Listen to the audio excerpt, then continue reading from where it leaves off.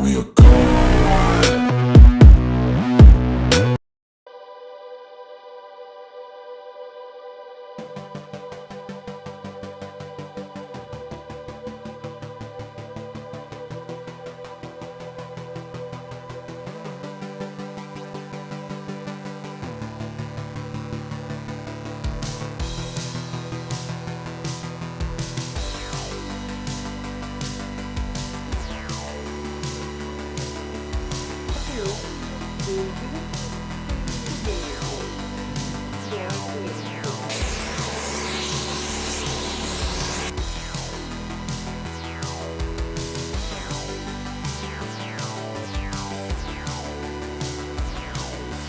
Three, two, one.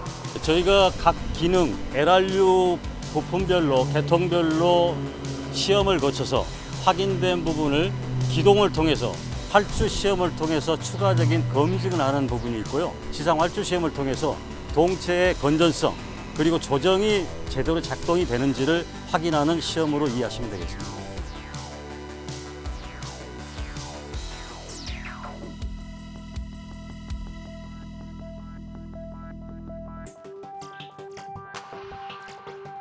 세대를 통상적으로 이제 뭐 딱히 정해진 기준은 없는데요. 기존의 F16이 이제 4세대 전투기로 이렇게 보시면 됩니다. 거기에다가 이제 자선 5세대라고 얘기하는 것은 왜냐면 4세대, 5세대 사이인데 5세대의 특징은 뭐냐면 스트레스 능력이 아주 대표적인 성능이거든요. 그래서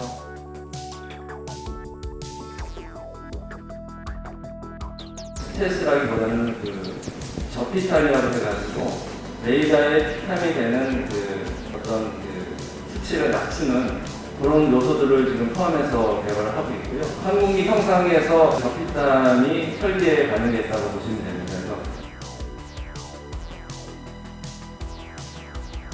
안전의 계획을 정할 수가 없는 상황이 현재입니다.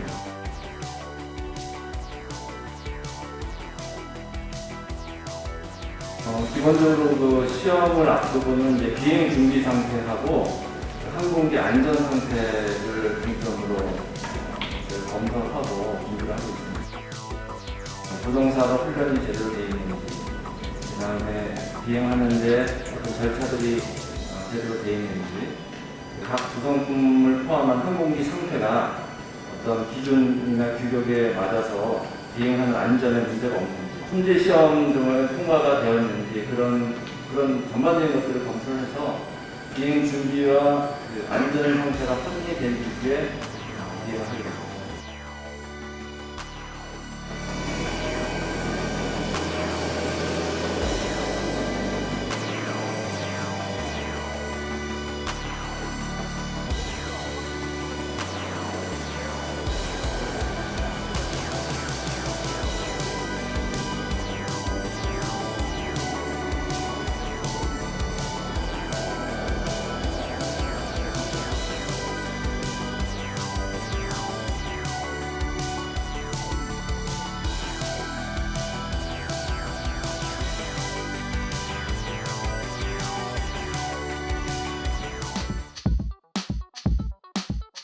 그거는 지금 아직 확정이 안 돼 있고요. 지금 비용 분석을 지금 하고 있고, 최종적으로는 이제 타당성 조사라는 게 있거든요.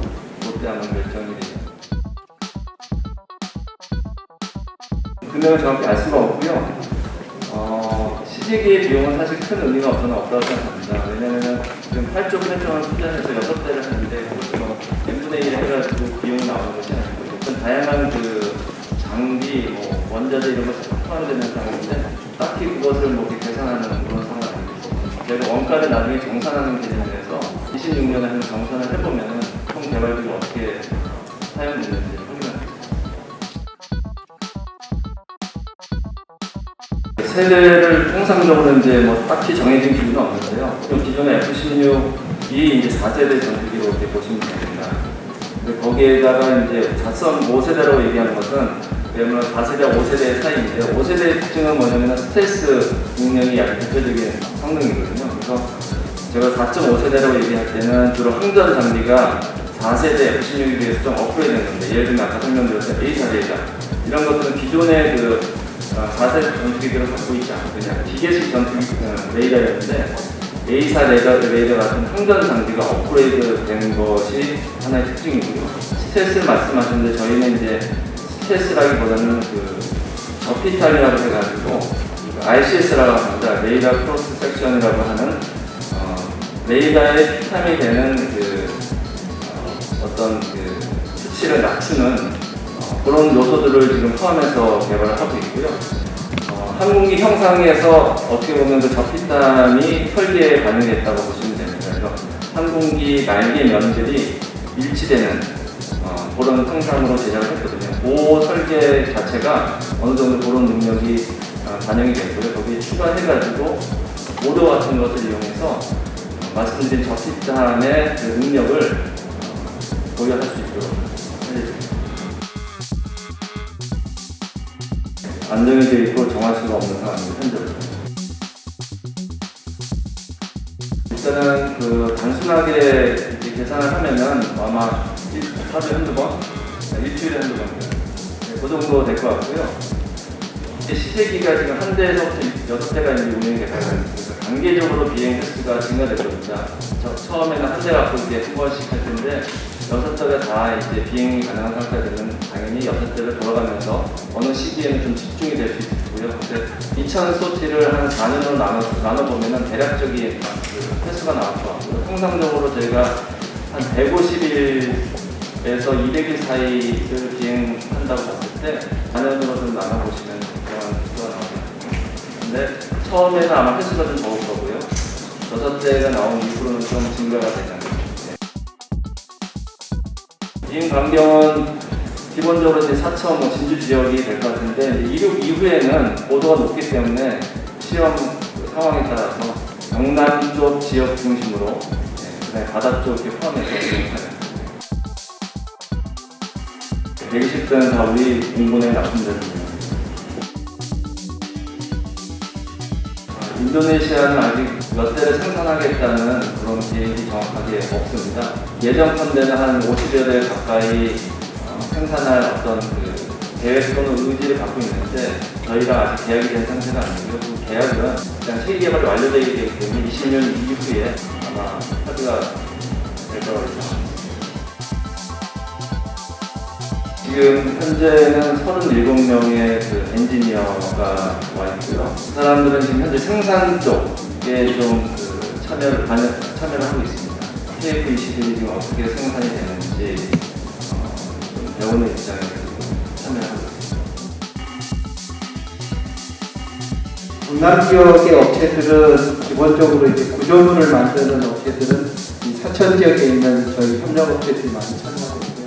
그다음에 이제 LRU를 공급하는 이제 그 구성물을 공급하는 업체는 창원 지역에 상당히 많은 구의 업체들이 같이 참여해서 이제 납품을 하고 있고, 그다음에 이제 부산 쪽, 전남이나 전국에도 있고, 전국에 지금 산재되어 있는 상황입니다. 업체뿐만 아니고 또 이제 같이 그 학교, 경상대라든지 이런 그 학교들도 같이 또 업무에 같이 참여하고 있기 때문에 상당히 많은 인원들이 참여하고 있습니다. 기본적으로 그 시험을 앞두고는 이제 비행 준비 상태하고 항공기 안전 상태를 중점으로 검토하고 준비를 하고 있습니다. 그래서 구성사로 훈련이 제대로 되어 있는지, 비행하는데 어떤 절차들이 제대로 되어 있는지, 그 다음에 각 구성품을 포함한 항공기 상태가 어떤 기준이나 규격에 맞아서 비행하는 안전에 문제가 없는지, 그래서 품질 시험 등을 통과가 되었는지 그런 전반적인 것들을 검토해서 비행 준비와 그 안전 상태가 확인이 된 이후에 비행을 하게 됩니다.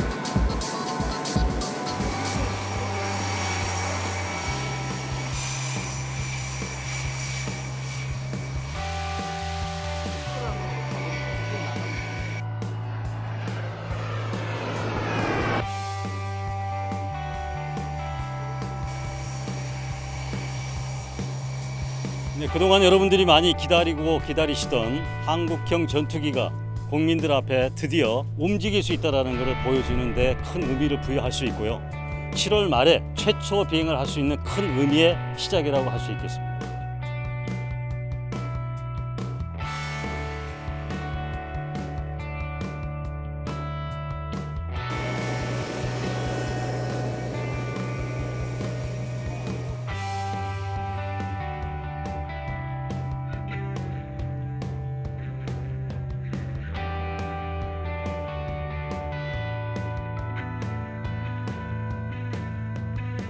2000 소티를 한 4년으로 나눠보면 대략적인 횟수가 나올 것 같고요. 통상적으로 저희가 한 150일에서 200일 사이를 비행한다고 봤을 때 4년으로 좀 나눠보시면 적당한 횟수가 나올 것 같아요.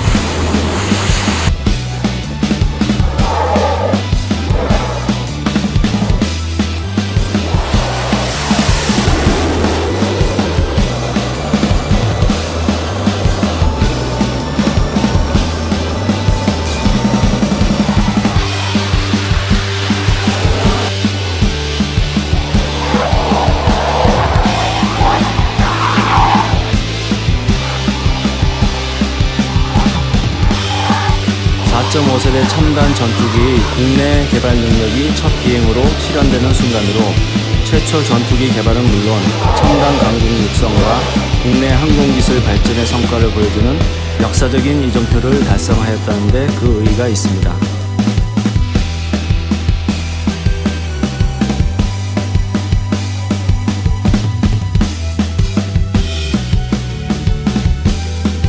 양산미 전력화는 2026년부터 2032년까지 순차적으로 총 120대를 공군에 인도할 예정입니다.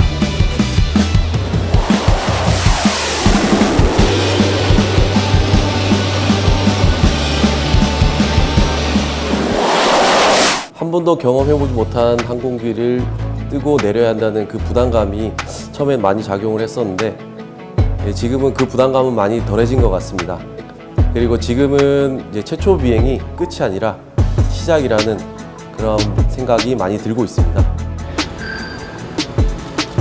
잘하려고 하는 마음도 있었지만 더 중요했던 것은 지금까지 내가 타왔던 항공기들과 크게 다르지 않다라는 믿음과 그리고 내가 해왔던 훈련들, 시뮬레이터와 이런 HQS 장비와 다르지 않다라는 생각으로 믿고 임했던 것 같습니다.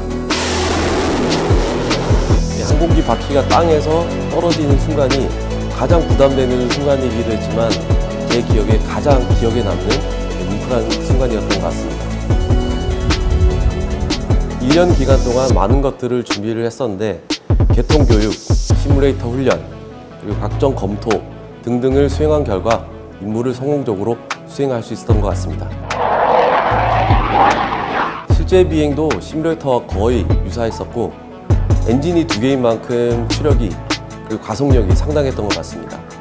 물론 제가 착륙 형상에서만 비행을 했지만 이륙이라든지 착륙, 임무 중에도 큰 어려움을 느끼지 못할 정도로 항공기의 성능은 우수했던 것 같습니다. 비행을 안전하게 수행을 했던 것처럼 마지막 비행 시험까지도 안전하게 수행하는 것이 목표입니다. 그리고 개인적으로는 매 소티마다 정확한 조작을 통해서 정확한 데이터를 얻는 것이 제 개인적인 목표이고 앞으로 더 나아가서는 후배 조종사들이 모두가 만족할 만한 그런 최적의 항공기를 만드는 데 노력을 하고 싶습니다.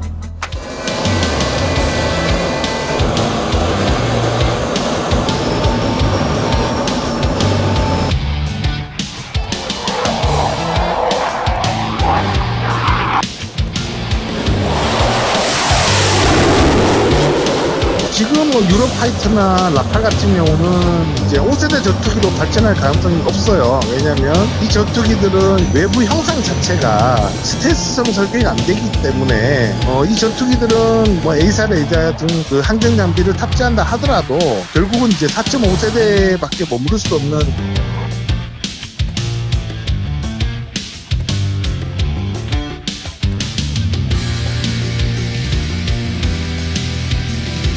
5세대 전투기로 이제 발전할 수 있는 가능성이 큰 이 부분이 가장 큰 장점이라고 생각을 하고, 우리 손으로 만든 전투기이기 때문에 언제든지 이제 개조와 개량을 할 수 있다는 게 가장 큰 장점이에요.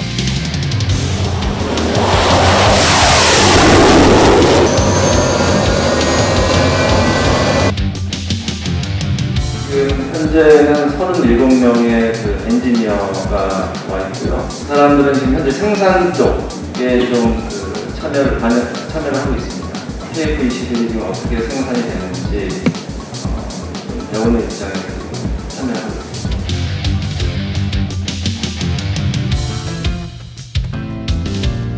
우리가 뭐 돈이 없어가지고 인도네시아를 참가시킨 것보다는 앞으로 이제 해외 수출을 염두에 두고 참가시킨 측면이 큽니다. 거의 4세대 전투기를 뭐 구매만 할 수 있는 그런 국가로 이제 되고 있는데, KF-21이 이제 완벽하게 성공을 하고 되면 인도네시아의 그 분담금 문제도 자연스럽게 해결이 될 것으로, A사 레이더 등 뭐 IRST라 부르는 이제 조준 장치 이런 것들이 있는데, 뭐 이런 부분들에 대해서는 지금 개발이 진행 중이니까 이거를 좀 더 성능을 좀 전 세계 이제 4.5세대 전투기들과 동등한 수준으로 좀 만들어야 되는 개발 과정이 좀 필요한데, 뭐 그 문제도 이제 뭐 문제없이 해결될 것 같아요. 이제 우리가 여기서 만족하면 안 됩니다. 인공지능이라든지 뭐 무인 전투기에 뭐 멈치라고 불리는 유무인 복합 체계들이 좀 있습니다. 우리가 지금은 뭐 그쪽까지는 이제 기술을 갈 수는 없겠지만 KF-21을 성공과 함께 여기서 멈추지 말고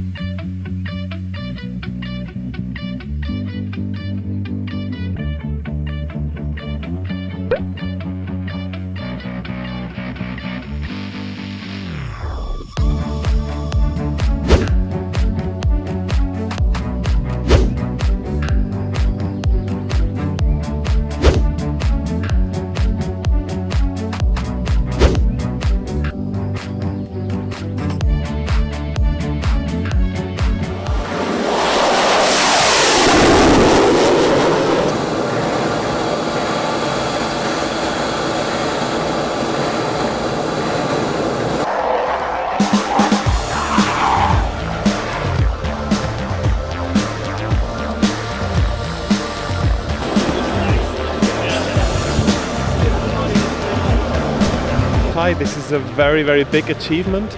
And I think it is very remarkable that Kai made it on time.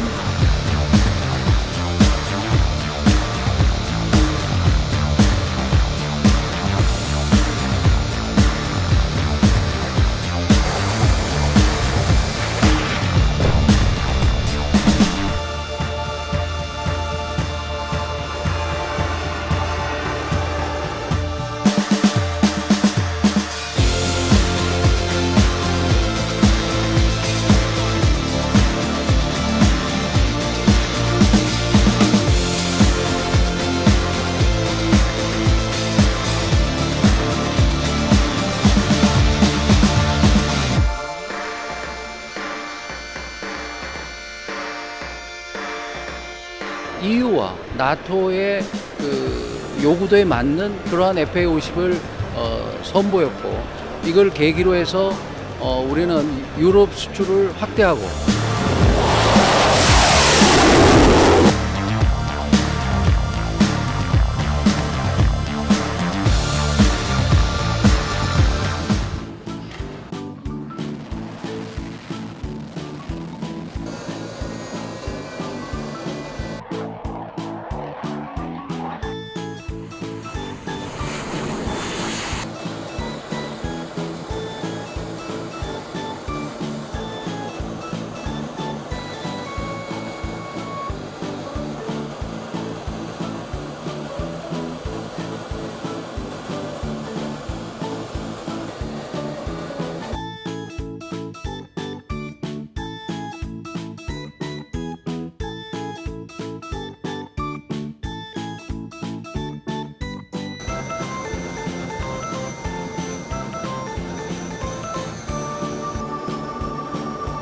전투기 개발할 때 그 최초 비행할 때 대부분의 나라들이 랜딩 기어를 안 접고 하는 이유는 혹시나 임무 끝나고 돌아올 때 펼치려고 할 때 안 내려지면 동체 착륙을 해야 되거든요. 초도 비행의 목적이 일단은 떠서 내리는 게 제일 큰 포커스라, 그렇게 되면은 이제 초도 비행에 대한 의미가 퇴색되고 뒤후에 이제 시험 일정이나 아니면 이제 또 내리다가 이제 이런 비정상적인 상황도 할 수 있으니까 그런 요소를 하나 제거한다고 보시면 돼요. 1차 때랑 어차피 2차 때랑 똑같아요. 왜냐하면 1차 때 안 접어본 걸 2차 때 지금 접어보는 거거든요. 1차 때 순수한 목적은 항공기가 이륙을 잘해서 착륙까지 잘 하는 게 그 목적이 달성이 됐기 때문에 이제 하나씩 빌드업을 하는 거라고 보시면 돼요. 그래서 기어도 랜딩 기어도 접었다 피고 지난번보다도 속도도 좀 적게 늘리고 뭐 이런 식으로 합니다.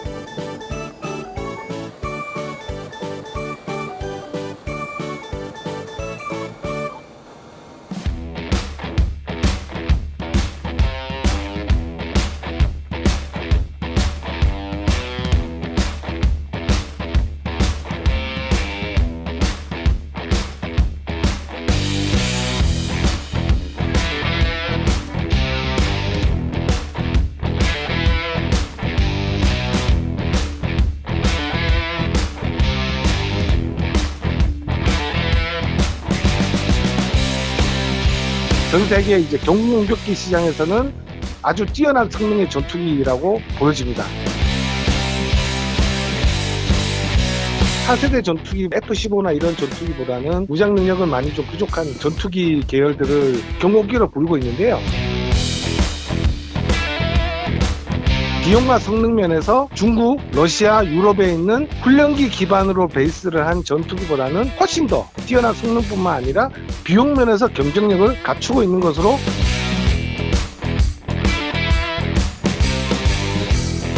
러시아나 중국 같은 그 나라의 전투기를 샀을 경우에 향후에 군수 지원이 제한될 수 있는 상황이 있지 않습니까? 그러다 보니까 이런 군수나 지원 면에서도 좀 더 안정성이 있는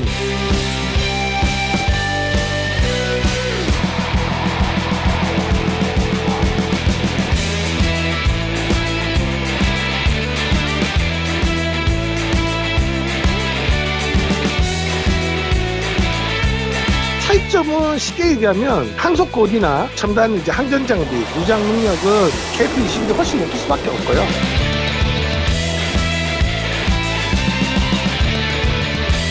기체 화면에 미사일 장착되는 부분을 그 내부 무장창을 또 된다면 이제 첨단 5세대 전투기로 발전할 수 있는 가능성이 매우 높은 전투기고요. FA50 같은 경우는 뭐 5세대 전투기까지 발전할 수는 없고요. 첨단 항공기를 구매할 수 있는 여력이 없는 나라들이 다목적 전투기를 운영할 수 있는 최상의 전투기다.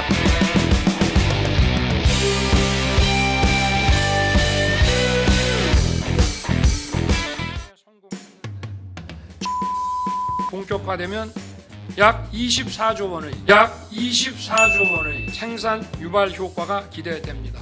미국, 러시아, 프랑스에 이어 세계 4대 방산 수출국 진입으로 방산 강국으로 도약시키겠습니다.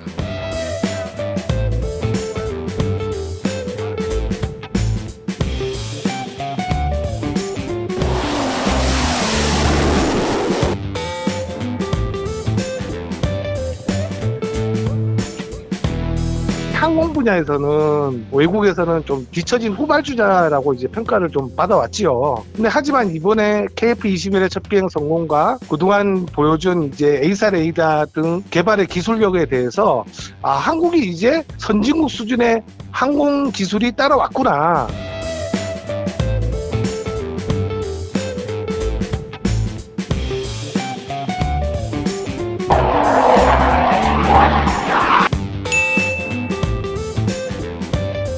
미티어 같은 경우는 이제 아주 우수한 성능의 이제 장거리 공대공 미사일이에요. 사거리가 좀 200km도 넘고 속도도 이제 음속에 이제 4.5 이상 되는 미사일이다 보니까 속도도 상당히 빠르죠. 그리고 유럽에서 이제 대표되는 이제 장거리 공대공 미사일로 평가받고 있고 유럽에서 생산되는 전투기에는 장착이 다 되는 미사일들입니다.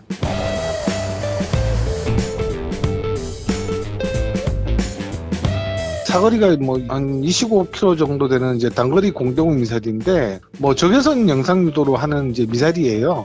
실제로 보면은 이 미사일 같은 경우는 유럽의 대표적인 이제 단거리 공대공 미사일로 이제 평가를 받고 있죠. FMS라 해가지고 이제 우리가 미국에 보면 이런 무장들을 달면은 이제 KF-21을 우리가 개발한 전투기다 보니까 통합을 당연히 시켜야 되죠. 우리나라가 이제 미국에 요청을 했는데 미국에서 아직 승인이 안 되다 보니까 굳이 지금 유럽제 무기 체계를 좀 선택하게 됐고.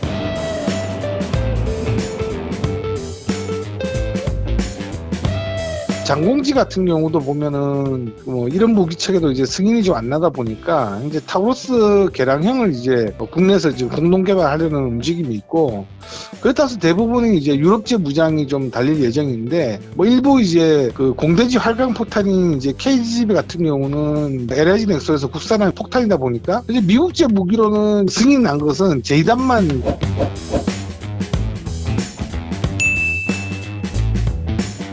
이번에 KF-21 개발 과정에서 이제 유럽제 무기를 단 이유도 미국이 이제 KF-21의 장착 승인을 아직까지 안 났기 때문에 불가피하게 선택한 문제도 있고 게다가 이제 이런 무장 체계마저도 외국의 무장을 달다 보니까 이런 제약들이 많은데 이런 무장 체계도 이제 우리가 좀 개발을 해서 국산화를 좀 시키는 것도 중요한 문제라고 볼 수 있습니다. 우리나라의 방산 같은 경우는 전포적 지원들이 필요하죠. 그런 지원 통해서 우리가 지금 우수한 무기체를 만들어 왔으니까 과거의 교훈도 있으니까 교훈뿐만 아니라 이제 방산업체도 이제 이런 무기체계를 개발 못할 능력이 아예 없는 건 아닙니다. 오랫동안 이제 개발을 해왔고 이런 이제 공대공 무장도 방산업체가 손을 잡고 개발을 좀 하면 그래도 좋은 성과가 나올 수 있을 거라고 기대가 됩니다.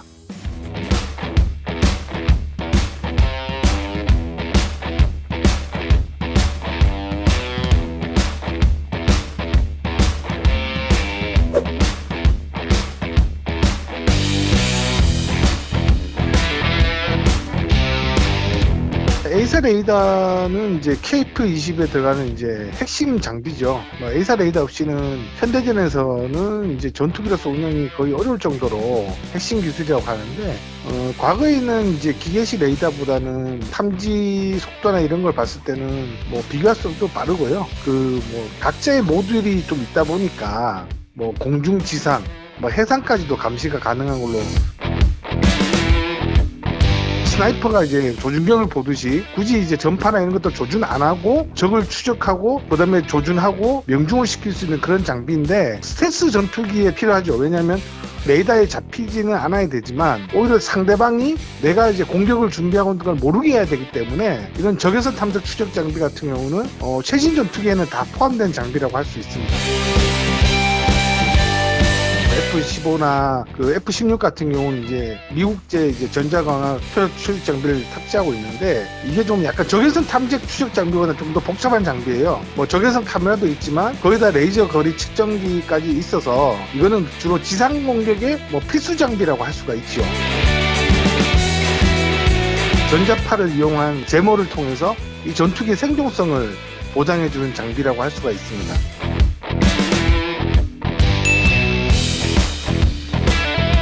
4.5세대 전투기로 가기 위해서는 거의 필수적인 장비죠. 그 공중만 탐지하는 것을 지상과 해상으로까지 또 감시할 수 있는 영역을 또 넓혔을 뿐만 아니라 여러 가지 이제 표적을 동시에 탐지할 수 있다는 그런 상당히 큰 장점이 있죠. 탐지 거리까지도 기존 기계식 레이더보다는 훨씬 길고 보다 정확하게 탐지를 할 수 있기 때문에 뭐 하드웨어는 다 완성이 됐고요. 그 다음에 소프트웨어를 개발하기 위해서 시험 항공기에다가 레이더를 탑재해서 현재 그 실제 비행을 하면서 소프트웨어를 지금 개발하고 있는 과정에 좀 있죠.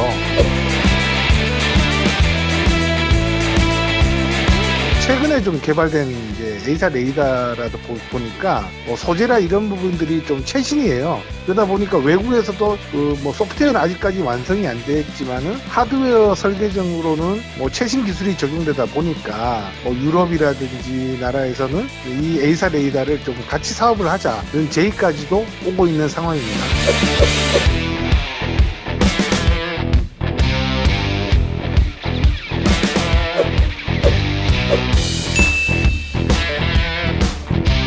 쉽게 설명드리면 뭐 자동차를 몇 대 샀다고 해가지고 자동차 기술을 주지는 않잖아요. 그러다 보니까 4대 핵심 기술의 이전이라는 거는 거의 불가능한 일이었고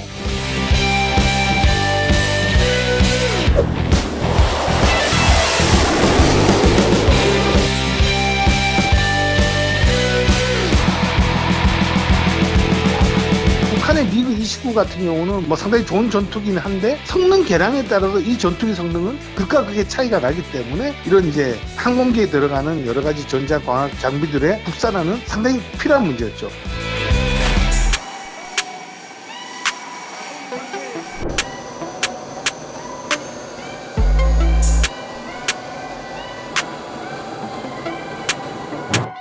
On your 1 o'clock position is the fixed wing plan, then handed over to our customers. We also operate facilities in Seoul, Busan.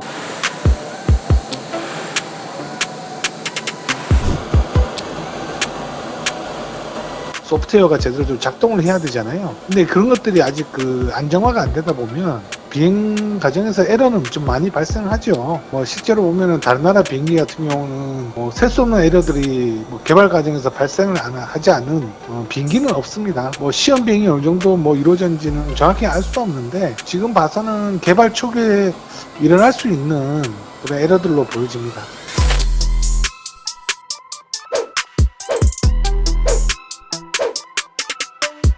미국 같은 경우도 보면 F-35 같은 경우는 이제 수많은 이제 에러가 발생을 했어요. 뭐 엔진이 비행 중에 터져버리는 이런 일까지도 있긴 있었는데 그런 상황을 보고 이제 미국 의회나 이제 여론들은 이게 뭐 돈 먹는 하마다 뭐 문제가 있다 이렇게 반대 여론이 상당히 많았어요. F-35도. 근데 결국 지금은 뭐 개발을 좀 성공하고 나서는 뭐 전 세계 시장에서 판매가 되는 우수한 성능의 전투기로 이제 결론이 났고.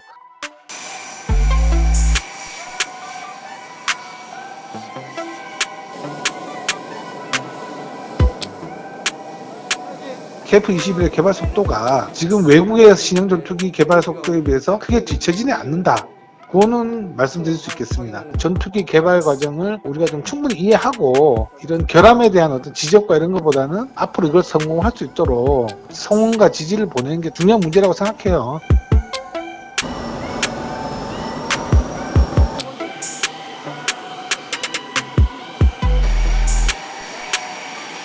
우리나라는 갑과 을의 관계가 워낙 명확해서 이런 문제가 발생할 때는 다 다 업체로 책임을 넘기고 업체가 나쁜 곳, 업체가 잘못했어. 우리는 잘못 안 했어.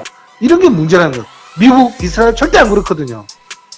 업체들도 그만큼 목소리를 내고 거기에 대해서 협조를 하고 다 하는 건데 공문 방사청과 ADD가 많은 업체가 가져가는 이런 게 보태면 우리나라 무기 개발은 결코 계속 후진국이 될 수밖에 없어요.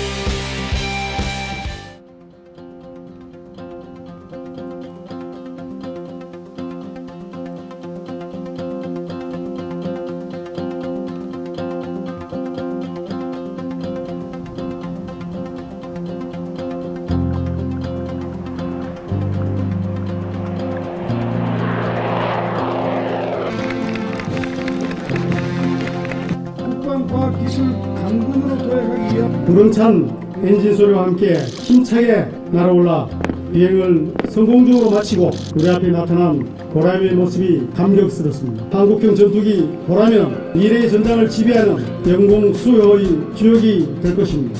아울러 북한의 위협을 억제하는 데 큰 역할을 할 것으로 기대를 합니다.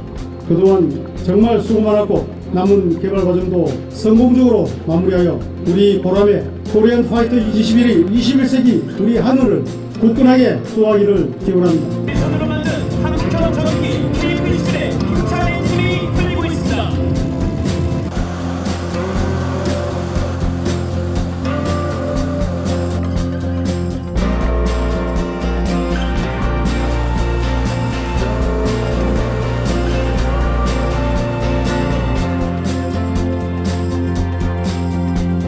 운영 K-21 보람의 최초의 성공으로 이루어집니다.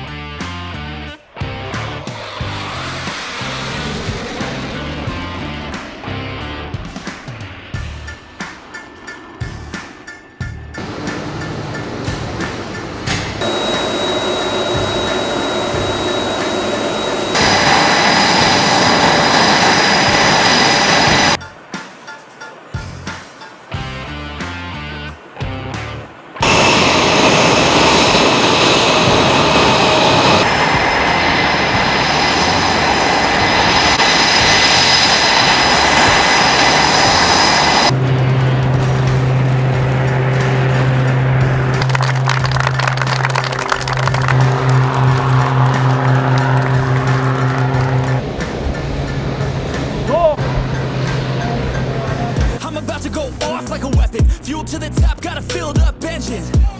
In my thoughts, obsession. I will not stop, no, I'm never second guessing. I got a God complex. Haters love to hate, but I never feel pressed. Got a lot on my plate, but I never get stressed. I'll take all the pressure like I'm acing this test.